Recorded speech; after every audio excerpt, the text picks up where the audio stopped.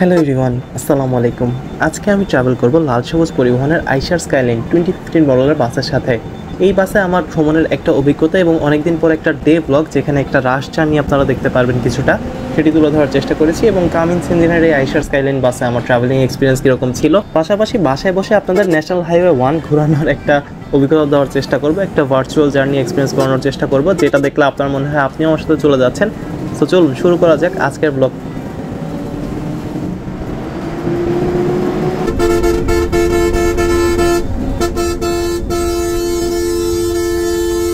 GS ট্রাভেলসের এই semi local বাসটিতেও কিন্তু আপনারা SR3 এর অরিজিনাল ব্যাকলাইট দেখতে পারবেন, যেটার প্রাইস হচ্ছে আনুমানিক প্রায় 50,000 টাকার মতো। যদিও বাসের ভাড়া কীরকম আমি জানি না, তবে এই বাসে এত ভালো ইনভেস্ট করছে দেখে খুব ভালো লাগলো।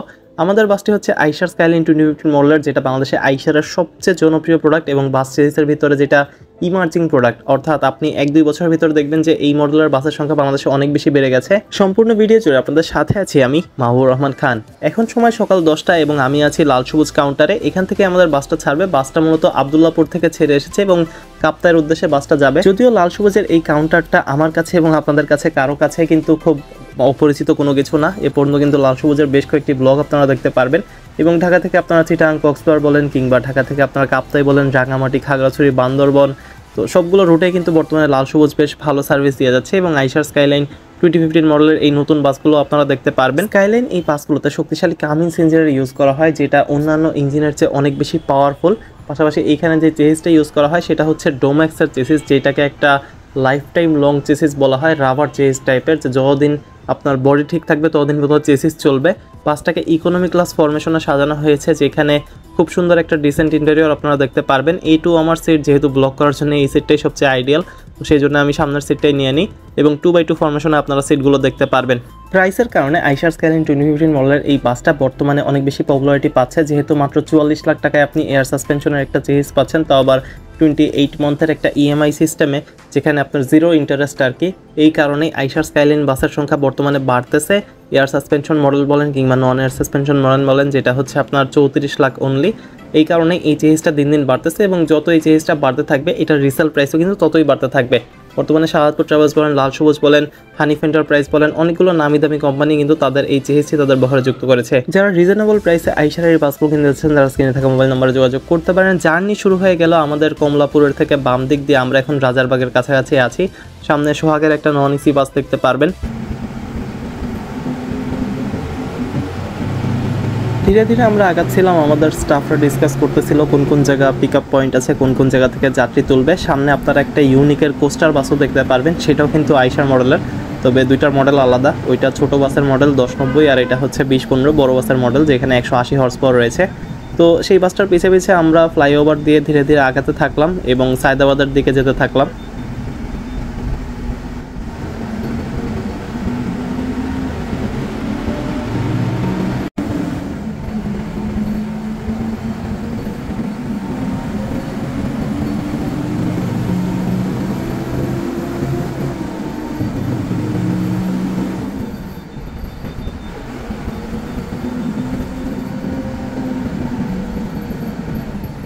সায়দাবাদ থেকে যাত্রী নিয়ে আমরা সরাসরি মেয়র হানিফ ফ্লাইওভারের উপরে উঠে যাই। সেখান থেকে পদ্মা সেতুর বাসগুলো আমাদের উপর দিয়ে যাচ্ছে। উপরে আপনারা দেখতে পারবেন যে ওয়েলকামের একটা বাস মেবি, তো সেগুলো আগে যাচ্ছে বরিশালের দিকে কিংবা ভাঙ্গার দিকে, এবং আমরা এগিয়ে যাচ্ছি চিটাগাংয়ের দিকে, যেটা N1 কিংবা ন্যাশনাল হাইওয়ে 1। একই কোম্পানির আরও একটি বাস আপনারা দেখতে পারবেন, যেই বাসটা হচ্ছে আমাদের একটু আগে ছেড়েছিল এবং যাত্রী নেওয়ার জন্য এক জায়গায় দাঁড়িয়েছিল। তো সেই বাসটার পিছনে পিছনে এখন দুই কোম্পানির এক বাস একসাথে আমরা যাওয়া শুরু করি। বাম দিক দিয়ে প্রাইভেটটা বাসের খুব সামনে থেকে একটা ক্লোজ কল মারে। ইউনিকের পিছে পিছে আমরাও এখন বাম লেনে ঢুকতেছে। ডান দিকে আপনারা দেখবেন যে একটা BRTCর বাস দাঁড়িয়ে আছে, আর এইটা হচ্ছে যাত্রাবাড়ি শনিরাখড়া পয়েন্টের কাছাকাছি, যেখানে বৈষম্য বিরোধী আন্দোলন ছিল, একদম পিক পয়েন্ট ছিল এইটা। আর এখানে কিন্তু বেশ ভালো আন্দোলন হয়েছে, যারা এখানে ছিল খুবই ডেডিকেটেডলি আন্দোলন করছে একদম শুরু থেকে, মানে 14-15 তারিখ থেকে একদম শেষ পর্যন্ত। ধীরে ধীরে আমরা এখন ঢাকা থেকে বের হয়ে যাচ্ছি, এবং কাঁচপুর ব্রিজ দিয়ে আমরা অফিসিয়ালি এখন ঢাকা থেকে বের হয়ে যাব।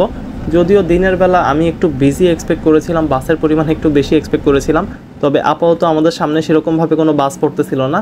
যদিও সামনে একটা টুইস্ট বাকি আছে, যেটা আপনারা ভিডিওর ইন্ট্রোতেই দেখতে পারছেন। তো আমরা ধীরে ধীরে আগাচ্ছিলাম আর কি, ওইরকম কোনো রাশ ছিল না।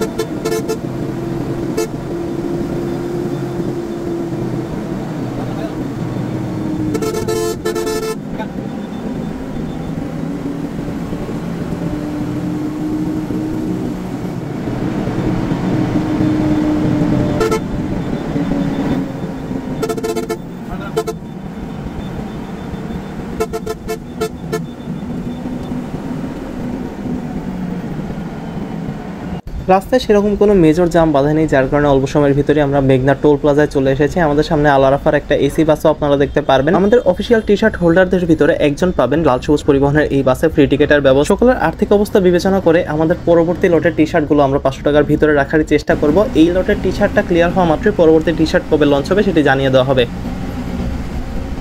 মেঘনা ব্রিজের উপরে আমরা উঠে গেছি, তবে উঠে যাওয়ার আগে একটা কাহিনী হয়েছে, সেটা হচ্ছে সামনে যে লরিটা আপনারা দেখতে পারতেছেন এটা কিন্তু বাম পাশে চাপ খেয়ে একদম বালুর উপরে উঠে গেছিল।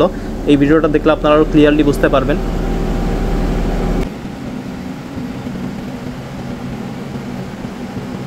N1 ট্রাভেলের সময় কিংবা ঢাকা চিটাগাং কক্সবাজার ট্রাভেলের সময় আমার অন্যতম পছন্দের ব্রিজ হচ্ছে এই ব্রিজটা।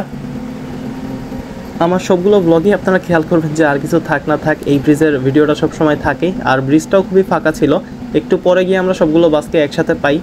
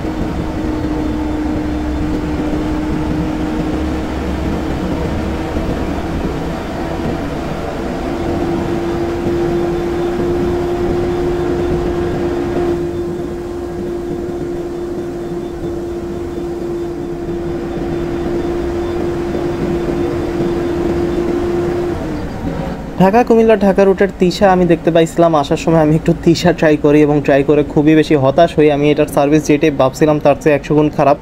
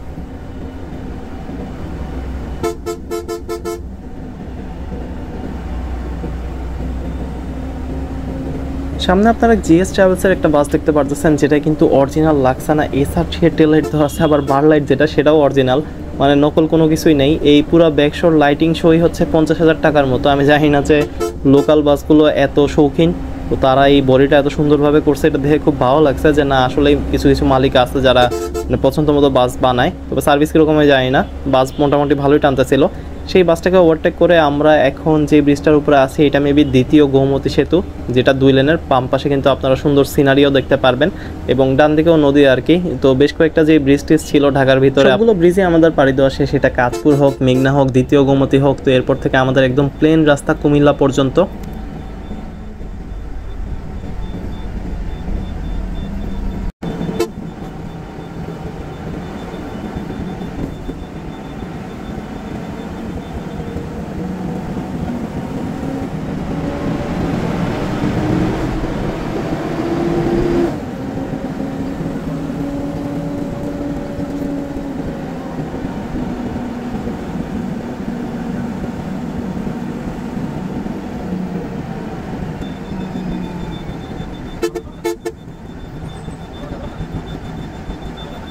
এখানে হিমালয়ের বাসটা নিজেও বেরোইতেছিল না, আমাদেরও বেরোইতেছিল না, হিটেপ অবস্থা, বামে যাত্রী নিতে যায়, তবে পরে নিজেই ফাইসা যায় কিছুটা, ডান দিক থেকে বেরোইতে ওরই অনেক কষ্ট হয়ে যায়। তার পাশে দিয়ে হিমাচলের একটা এসি বাস আমাদের ওভারটেক দিয়ে যায়, তো কিছুটা চাপ খাই আমরা, দুইটা বাসের একদম পিছে পড়ে যাই। সরি, হিমাচল না, বর্তমানে এগুলো চলছে নীলাচলের বহরে। হিমাচল যেটা ছিল কোম্পানি, সেটা এখন নীলাচলের আন্ডারে চলে গেছে, যদিও এগুলো ভাই ব্রাদার আর কি। হিমাচল নীলাচল, হিমাচল আগে আপনার ঢাকার ভিতরে সিটি সার্ভিস ছিল, সেখান থেকে বড় কোম্পানি হয়। নীলাচলের পর লোকাল সার্ভিস হয় ঢাকার ভিতরে, সেখান থেকে আবার নীলাচল বড় কোম্পানি।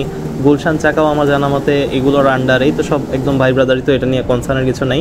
সেই দুইটা বাসের পিছনে পিছনে আমরা চলতে থাকি। আমাদের ইঞ্জিনের পাওয়ারটা আপনারা দেখতেই পাচ্ছেন যে ইঞ্জিনের সাউন্ডটা একটু বেশি, তবে সেটা হচ্ছে ইঞ্জিনের ওভার পাওয়ারের কারণেই। অন্যান্য ইঞ্জিনের চেয়ে এই ইঞ্জিনটা একটু পাওয়ারফুল, যেটা কামিন্স ইঞ্জিন বলা হয়।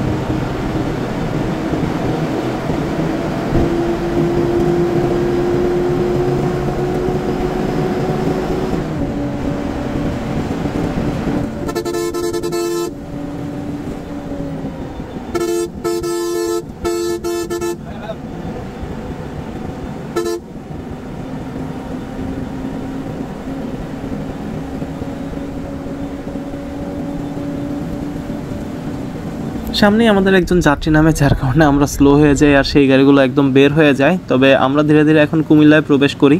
আর আমার জার্নি আসলে বেশি দূর পর্যন্ত ছিল না। আমাদের সামনে আল আরাফায়ের একটা নন এসি বাসও আপনারা দেখতে পারবেন, এছাড়া স্টারলাইনের একটা বাসও দেখা যায়। ক্যান্টনমেন্ট পাওয়ার আগে এই রাস্তাটা আমার খুবই প্রিয়, কারণ এটা হচ্ছে ওয়ান সাইডের রাস্তা, মানে ওই পার থেকে কোনো বাস এই সাইডে আসবে না।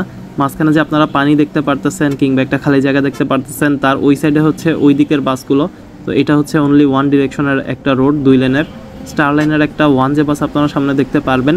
তো যেহেতু আমাদের হোটেল ব্রেক খুবই কাছাকাছি পর্যায়ে চলে এসেছে, স্টারলাইন এবং আমরা একই হোটেল ব্রেকে দাঁড়াবো, এবং ড্রাইভার সাহেবও একটু ধীরে সুস্থ যাওয়ারই চেষ্টা করতেছিল, যেহেতু আমাদের বাসটা এসি বাস আর ওগুলো নন এসি বাস, তার কারণে আমরা একটু স্লো যাই, 70, 80, 90 এভারেজ স্পিডে।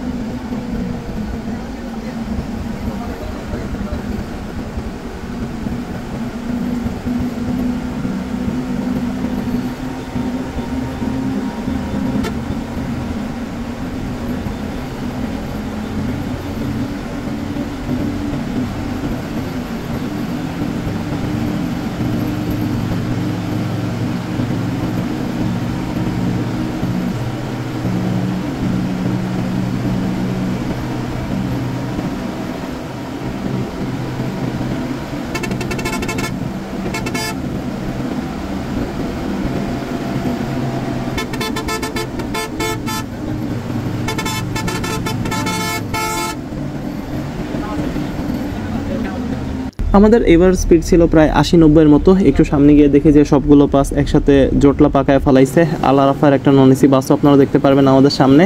আর রাস্তা মোটামুটি এখান থেকে সুন্দর। আমি হোটেল ব্রেক পর্যন্ত যাই, যেটা হচ্ছে জমজম হোটেল ব্রেক পর্যন্ত। আর ওভারঅল জার্নি আমার কাছে যেরকম লাগছে যে বাসের পিক আপ যেটা সেটা অনেক ফাস্ট। ইঞ্জিন সাউন্ডটা একটু বেশি, যেহেতু কামিন্স ইঞ্জিন, আমি ফার্স্টেই বললাম যে অনেক পাওয়ারফুল ইঞ্জিন। তো মাঝখানে যদি একটা ডোর দেওয়া হয় তাহলে ইঞ্জিনের এই সাউন্ডটা যাত্রী পর্যন্ত একটু কম আসবে, যেটা স্লিপার বাসগুলোতে করা হয়, কিংবা সাহাদপুর ট্রাভেলসের আইসার বাসও আপনারা দেখতে পারবেন। ওভারঅল বাংলাদেশের মার্কেট প্লেসে বাসটা খুব একটা খারাপ না, এবং যত বেশি এই বাসটা বাড়তেছে আমার ধারণা যে আগামী 1-2 বছরের ভিতরেই বেশ ভালো একটা অংশ কিন্তু দখল করে নিতে পারে এই বাসটা।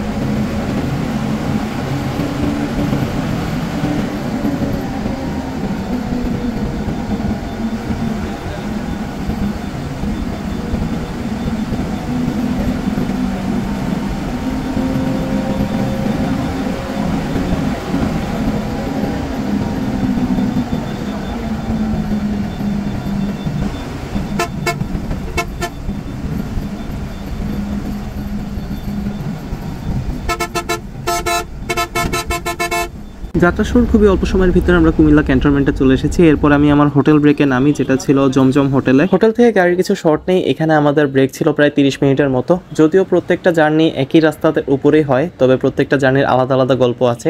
এটা রাস্তার সিচুয়েশনের কারণে হয়, অনেক সময় পরিবেশের সিচুয়েশনের কারণে।